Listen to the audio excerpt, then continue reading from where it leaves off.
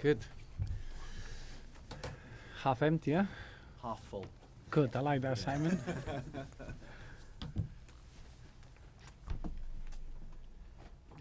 Roberto, if we can start, shall we, with the injuries first of all? If you just let us know who's fit and who's out. Well, obviously the squad that we had in the last game against Crystal Palace, everyone is fit and available.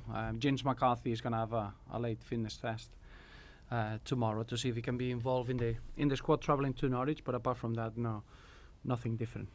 Leighton Baines has made sub appearances the last 2 matches. Is he ready to start yet? Well, that's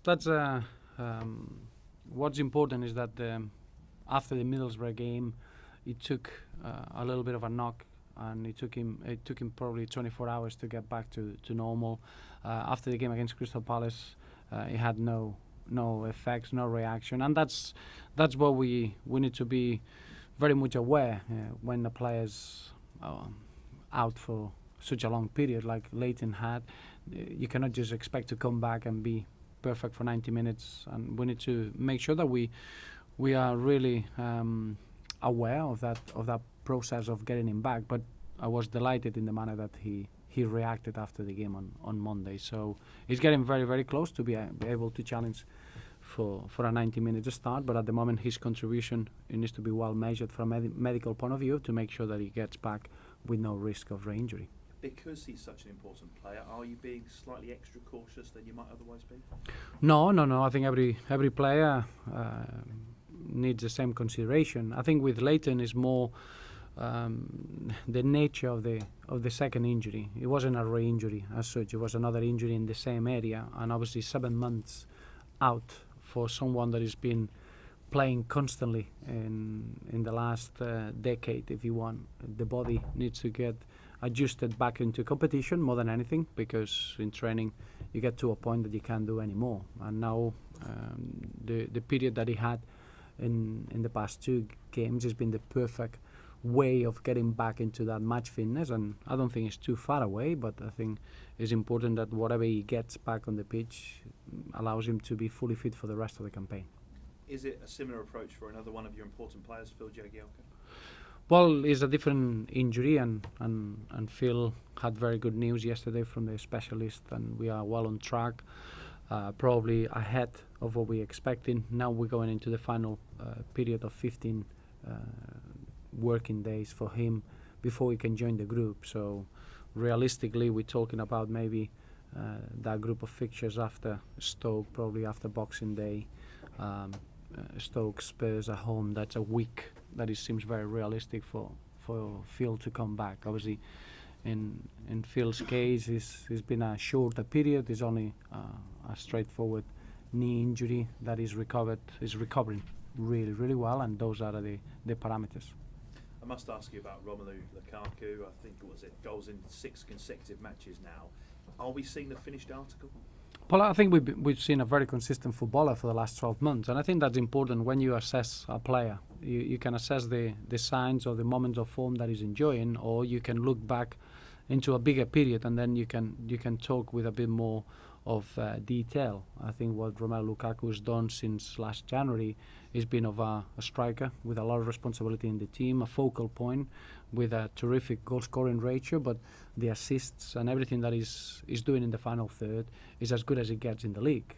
Only maybe Sergio Aguero had a similar impact in the last 3 years, and then his numbers are above big names and big performers in this league, that they have a lot more experience. So from our point of view, it's been great to see that consistency. Internally, to have 27 goals in a calendar year is an impressive start, but as he will tell you, we want him to carry on improving, carry on wanting more, and at the tender age of 22, that should be the drive and the focus. Have you found a style to get the best out of him, or is it something personal that he's changing his game to really get himself in this form? I think it's a bit of a combination. I must admit that Rom is never ever missed or lost any desire to become better and to improve every aspect of his game. But obviously, as a team, the longer that you work together, you see certain partnerships developing, certain understanding. There have been certain players that have been very influential in giving that service to Rom, and any striker will rely on how you get that ball into his path. And I think we've seen very strong relationships, especially from players, that they got that 1v1 ability to get away from defenders and create space.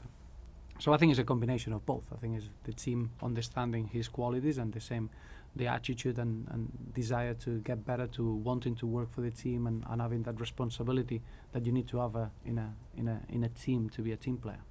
We in the media talk a lot about the race for the title, the race for the Champions League, race for Europe.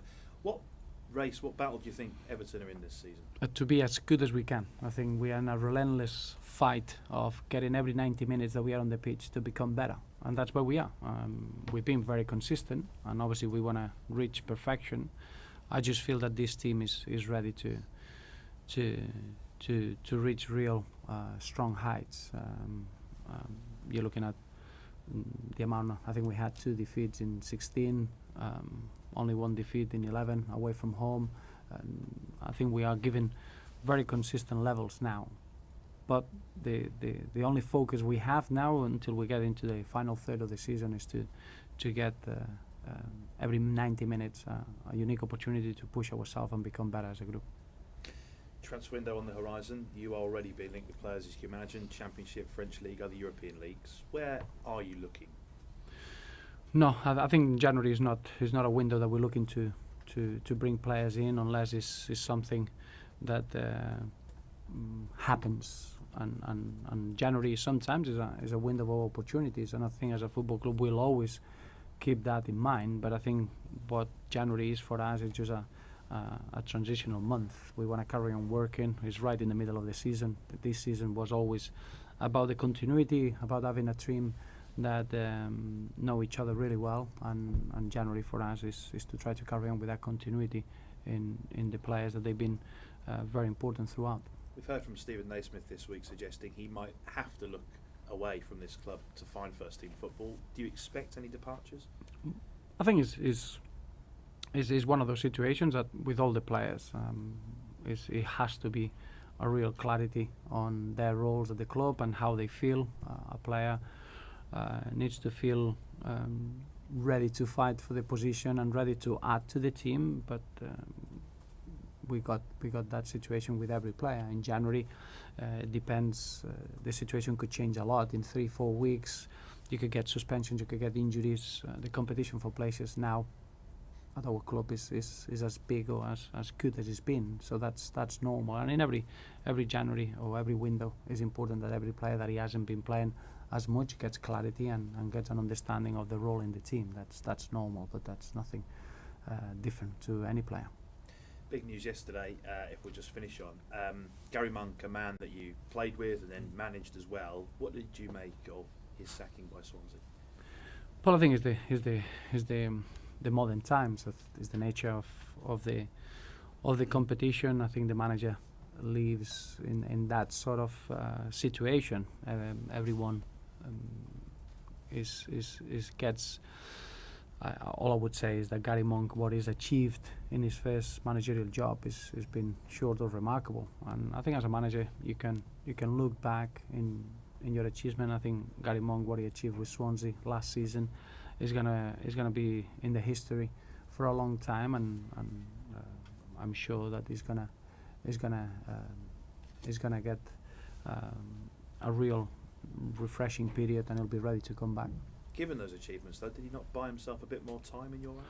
Well, I think it's not a subject to debate.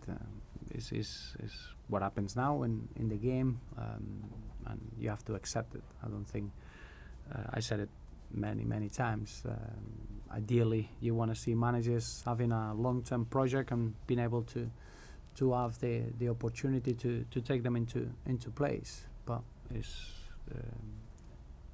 it's gone a little bit too much into the latest runs of results, and decisions like this happen, and you have to accept that that's a modern football. Have you spoken to him at all? Not yet, no. You plan to, though? Yeah. And what will you say? Just sympathy? Or? No, but it's nothing different. I think obviously Gary Monk was my captain at Swansea, and we got a really good professional relationship. I respect him a lot, and obviously I want him to feel very, very proud of what he's achieved. Thank you. It is a club that you know very well. So what sort of candidates do you think might be considered? You know, what do you need at Swansea City? Norwich, you mean? We play Norwich at the weekend. That's I'll the ask only you that thing I'm next. I concerned. promise you, I will ask you about that next. It's impossible for me. I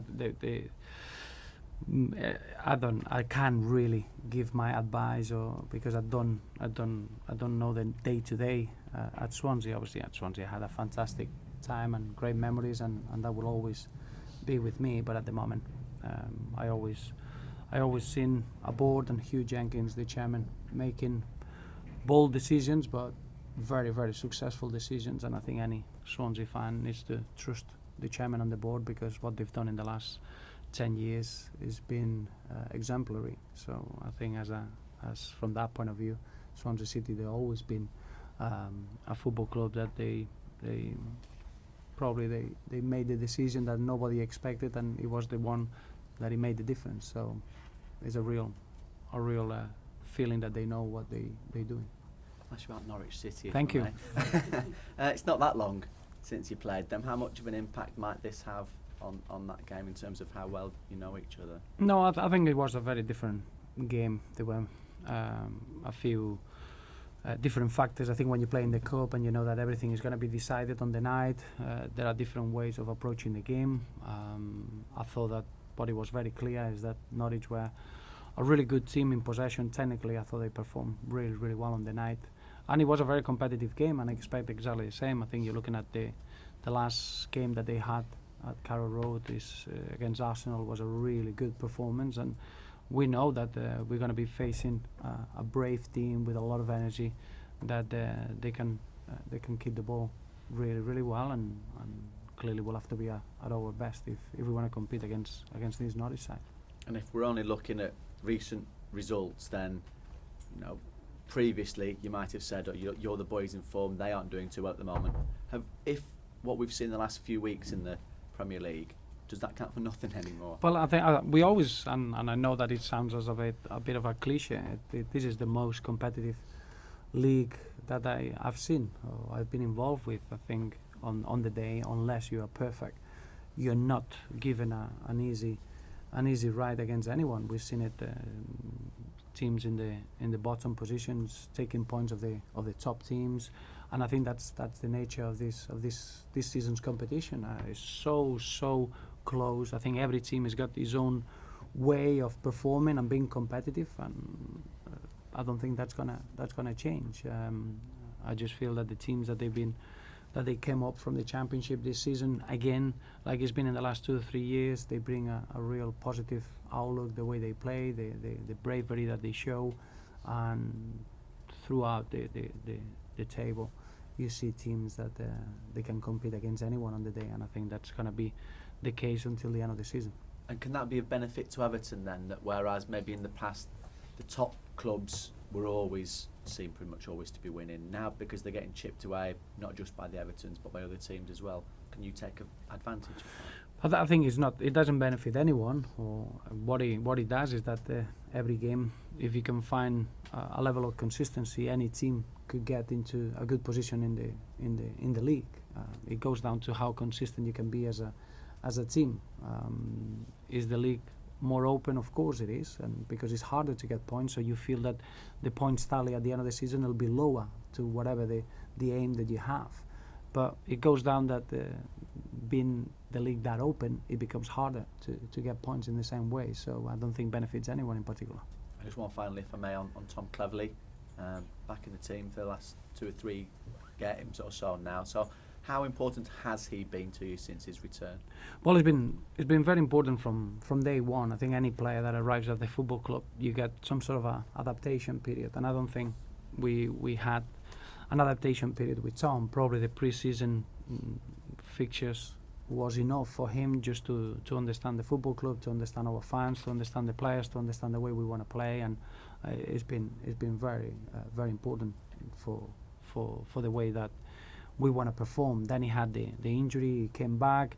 And now I thought the performance against Crystal Palace showed that he's fully fit, that he's ready to help, and he brings a really important role in different positions on the pitch. He's got great flexibility. He's in a perfect age of his career. He's someone that is going to kick on and he's going to improve a lot, but with bags of experience. It's very rare to get that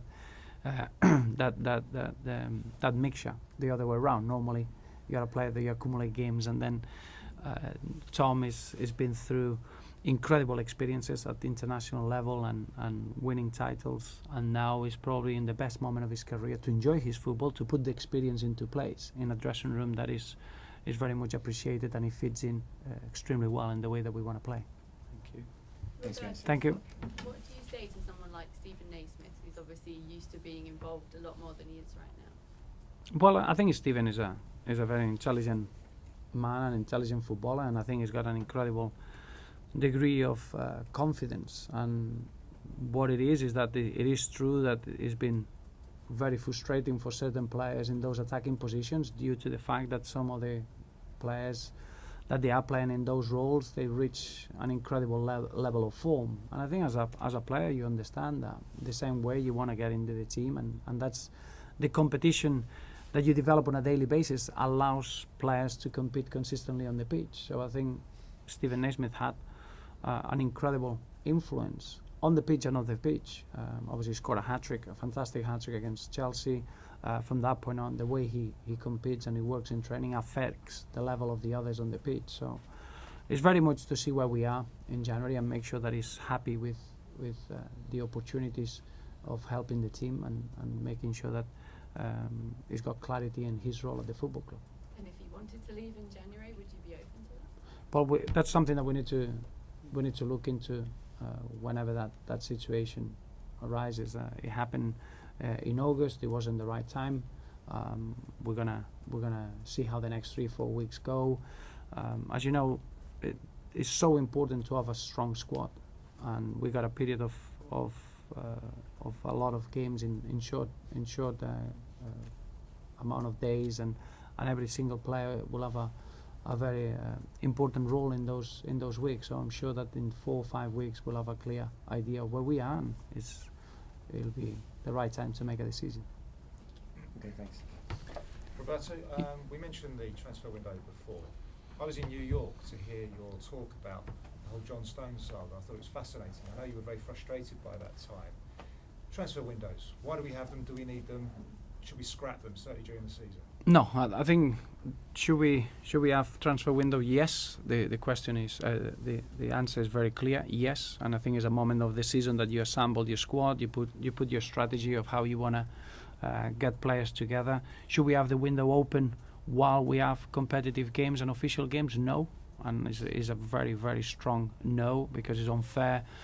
It's unfair on the human side of the footballer. You put in a player in the wrong position. It's unfair for the fans that they pay their hard-earned money to see their team competing and wanting to win the game, rather than seeing players that they are distracted and they are affected by the expectation and what could be the next step in their careers. So it's finding the right balance, and it's not easy. The only solution is to reduce that window, the period, and make sure that there is enough break there so there are no competitive fixtures on the window. But it's important that we start understanding that in the last 2-3 windows, it's been the worst period in the last 15-20 years, where every single dressing room up and down the country had 1, 2 or 3 issues. And that's not something that affects a particular team or a particular profile of a team. That affects everyone, and ultimately affects the integrity of the competition, and it can affect the feeling of the fans, and that would be very wrong, alongside of not understanding that a footballer deserves to be treated as a human being. Next week is the 20th anniversary of the Bosman ruling. So we've all been living with the legacy of that. What do you think has been the legacy of that landmark case? Well, I think it's difficult to speak at this point, because it seems at that moment it was a huge shock and a huge change. Obviously, I used it. I was the first Spanish player to come over into the UK, so I should know, and I should be in favour of that. But I think now it seems a normal way of moving across and being able to move freely, and I think the football in general has benefited for that multicultural input in every league, and I think it seems an eternity ago that it happens. It seems that it's so normal, and it's always been like this. Can you imagine a time without transfers at all, without transfer fees? No. I don't think that would be right either. I think there is some sort of a value of a footballer is important. A value of developing a young player is important, and I think there is always football clubs that can keep the game going by having assets that they got a value, and I think the transfer fees should always be there. Thank you, gents. Thanks very much, Roberto. Roberto. You're right.